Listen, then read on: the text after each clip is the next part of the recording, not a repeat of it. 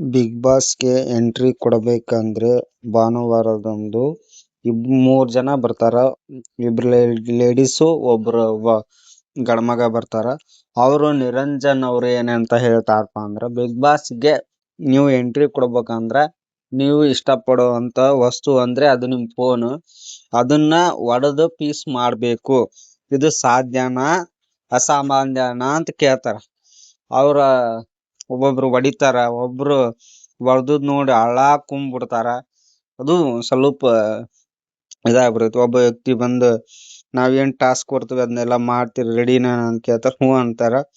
ಮಾಡಾಕಂತಾನು ಹೊಕ್ಕಾರ. ಆಮ್ಯಾಕ ಅವ್ರಿಗೆ ಯಾವ್ದಾದ್ರು ಸಿನಿಮಾ ಬಗ್ಗೆ ಕೇಳ್ತಾರ. ಆಮ್ಯಾಕ ಅವ್ರು ಟಿಕೆಟ್ ಕೊಟ್ಟು ಅವ್ರ ಸಿನಿಮಾನ ಅವರೇ ನೋಡಂಗಿಲ್ಲ ಅಂತ ಹೇಳ್ತಾರ.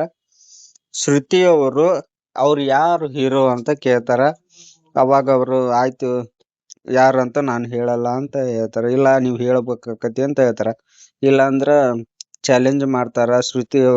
ಶೃಂಗೇರಿ ಅವರು ನಾವ್ ಮಾಡ್ದಂಗ್ ಮಾಡ್ತೀರೇನೋ ಅಂತಾರ.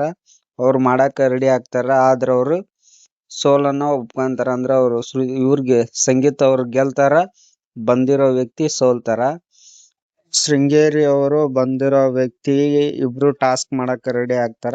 ಆದ್ರ ಅವ್ರು ಯಾವ ವ್ಯಕ್ತಿಗೆ ಆಗೋದಿಲ್ಲ. ಅವರು ಅಲ್ಲಿಂದ ಸೋಲ್ತಾರ.